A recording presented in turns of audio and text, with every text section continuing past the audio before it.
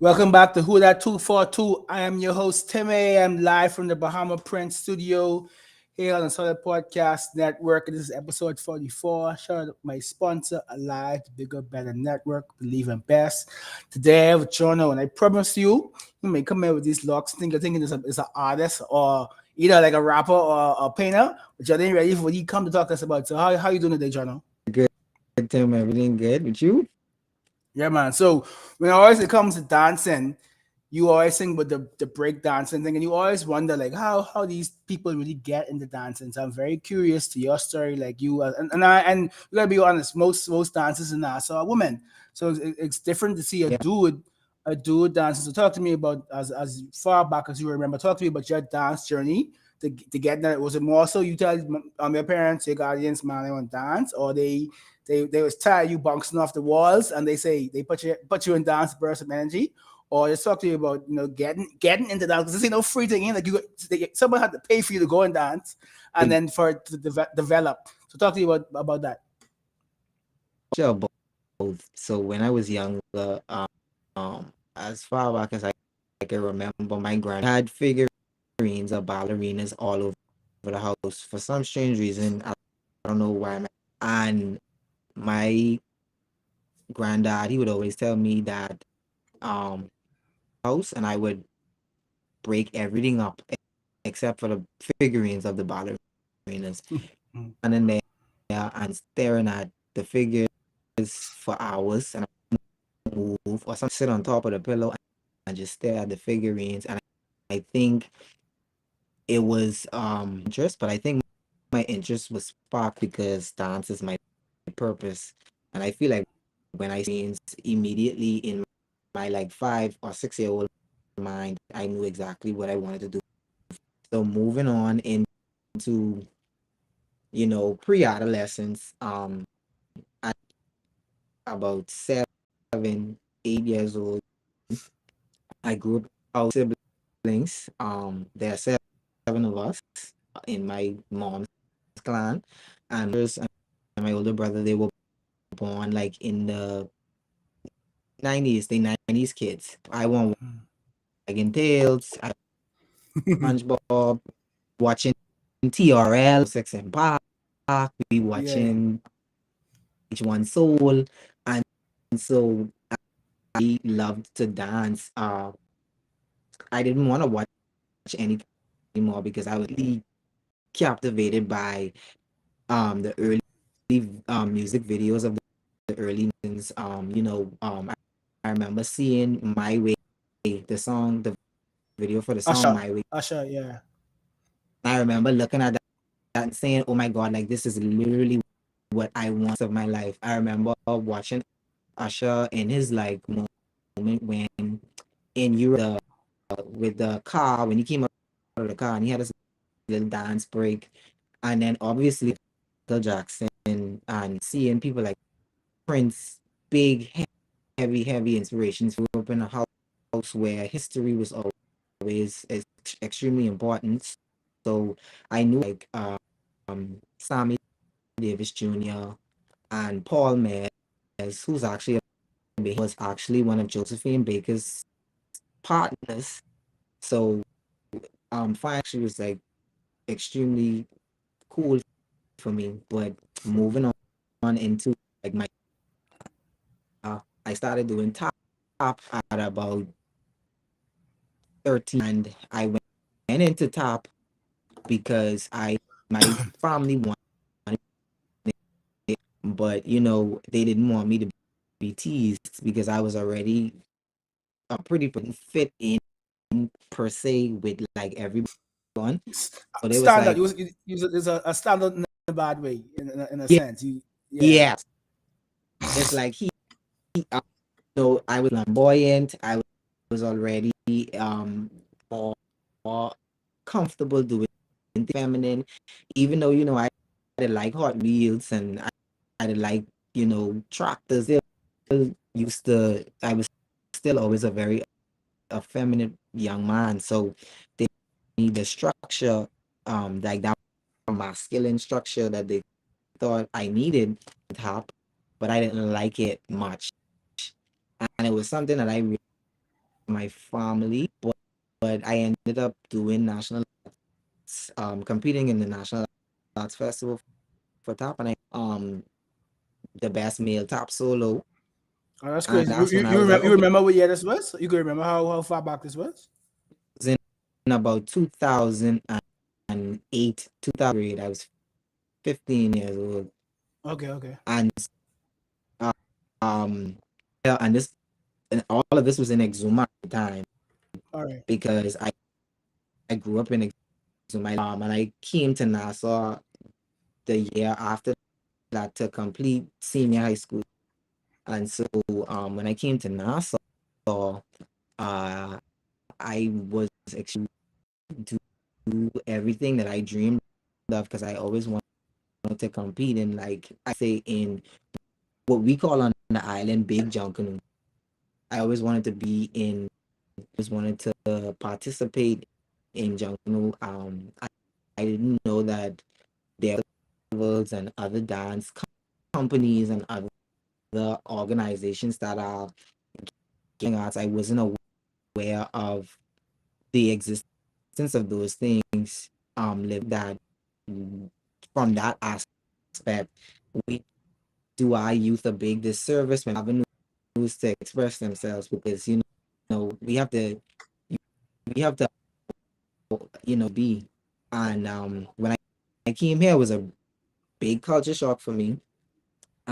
Like, well, you didn't fit in it, so you moving and you have to be be different. And so when I moved to Nassau, that away from dance because I wanted to fit in really, really, really badly. And I did years. I no, not 3 years. I didn't dance for 2 years. I didn't dance in the 10th and the 11th grade, and I picked dance back up in the 12th grade. But I did it in secret because I didn't want anybody. I was still a oddball.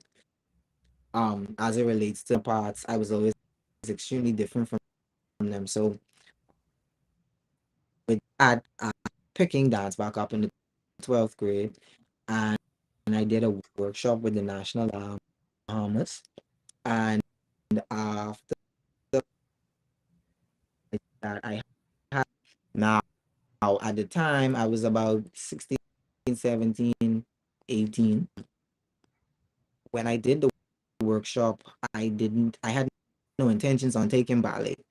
And I realized that it was very natural to me and it felt really good because it's girly that I like it. I like it because it's just something that I really like.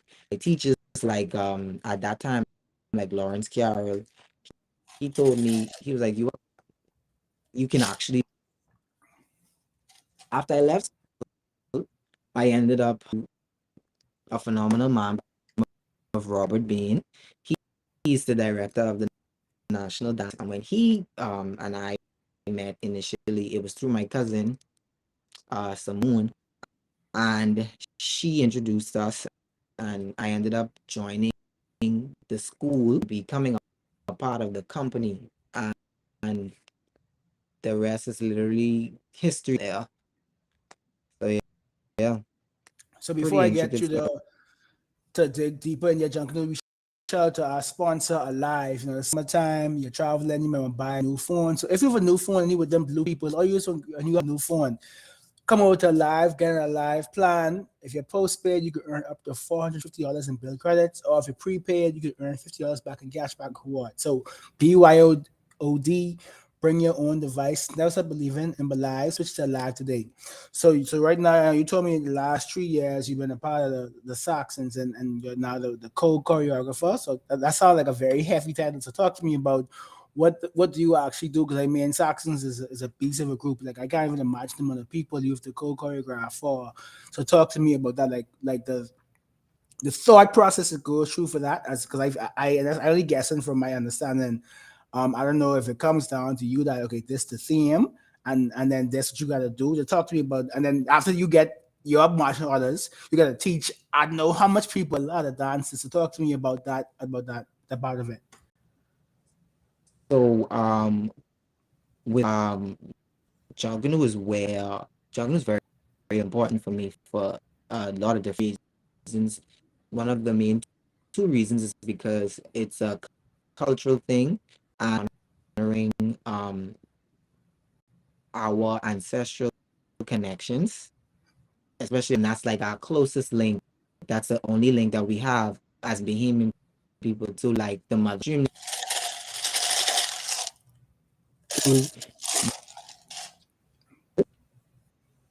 Being a performer and always being on stage and always having such a having rigorous choreography, Junkanoo is just a time where I be free and I just get to dance. So the process for that is usually the theme, and the theme is then expressed to each section. And for me, what we have to take into movement. So how can we make the costume a costume and it's still gonna allow the dancers to be able to move in a way that bring out the beauty of the choreography. And then before the after the aspect of choreo with choreography first and costuming after. But I think that make sure that what you're going to wear is feasible for what you're, and I feel like that's like half the costuming. Like I said, we move into the choreo. I always try to make the choreography true to the theme, but I also like elements in the choreography that people wouldn't necessarily think of. So I like to incorporate and a little bit of hardcore, and I always tell my girls when we have our conversations, I always tell them half is the actual choreography and the other half of it is the acting. I on Bay Street and I's a leprechaun and on the floor doing the worm. You can be like, what is this all about? Like he don't look like no leprechaun. And have moments where you let loose and you let go and you allow yourself to and get back into the character of who you are in a story. And we have to tell that story in its entirety because we are being judged.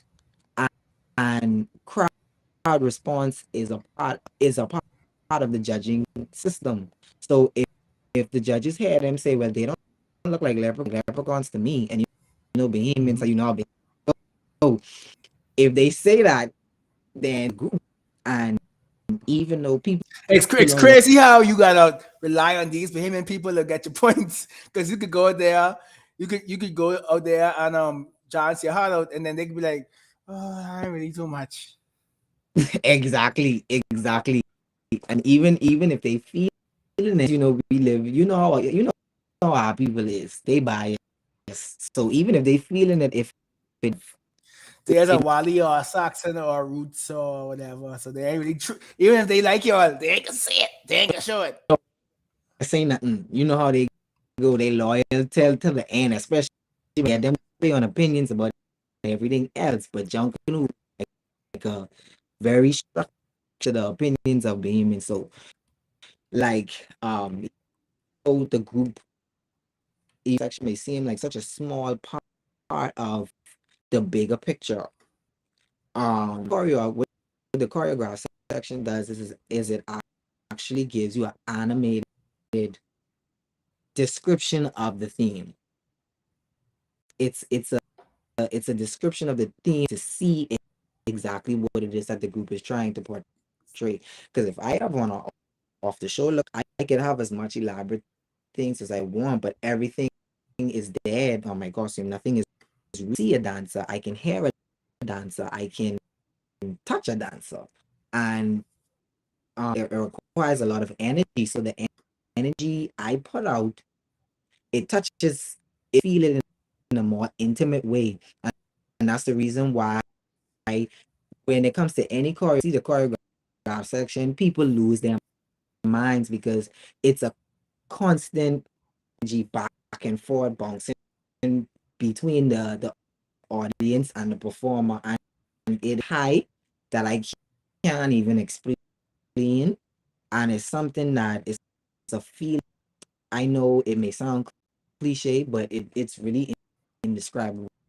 You literally experience it because when you see, when I go down Bay Street and I see young, like, look at me, I look at them and they have sense of, and then I see certain adolescent boys who probably were told previous for females, dance is only for girls, and then they see me and then I bring a different to what they thought they knew or what they were taught to know.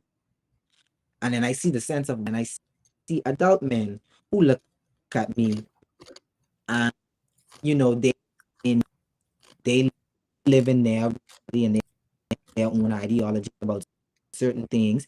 And they see me, their opinions are slightly, it, I tip the scale in because it's not a fact expression, and it's just an expression of what you feeling on the inside. Want to dance when we hear music, but we stop ourselves because we don't want to look be inappropriate. Silly or silly, But yeah. dance is literally reaction to music, and music is a very healing tool, and music is like powerful, and it could change your life if you allow it to. I feel like sometimes people listen to music, you know what I mean? So yeah, with this it's a lot of work, but the work Mm. is worth it. About having discipline, and that's with anything related to dance. You have to be disciplined, putting your best foot forward, even when you don't have to. Be extremely Hmm. for you, and it can be something that you don't see as a big task, but because you know that you have to, well, you're performing for an audience, you still put your best foot forward, even if you know you could give us up, be satisfied. You still have to Exactly. always want to put your best foot forward because I feel like artists in general, whether you're in the media, you are a singer, it doesn't matter what you do. But always remember that your job is to inspire, and that's the inspire people that are behind you to want to do what you do. Dream up in them. You want to wake that potential up in them so that they can realize what they want to do. I love to dance is because I saw somebody else dance. So it's a down effect. And um yeah. So I appreciate you bringing that perspective because, like I say, I know no one else who could bring that unique perspective to dancing. I mean, there's some about the oversight. I know you about to be locked up and focus on juggling. So thank you so much. Let people know how to reach out to you if they want to either, like, you do shows. So let people know how to reach out to you if they need you and your group do a show for them. If they're interested in joining, if they even want some mentorship, just let people know how they can reach out to you so you could further this education. Okay, so right now of making a new Instagram because my Instagram got hacked. They get me just but you could find me out on TikTok is Jono Jono underscore Teron. That's Teron. Facebook, my name is Jonathan Stirrup. That's my regular name. Just my government name. My at is dancer underscore ANCER underscore HOLIC. Yep, and they are, and I'll be putting out some content soon because it's time to start being a little bit more visible, like outside of regular performances, and so just look out for some more stuff from me in the future, very near future. So thank you so much. It's been episode 44 of Who That 242 on Solid Podcast, responsible by Live at the Bahama Prince Studio. And see you guys next week.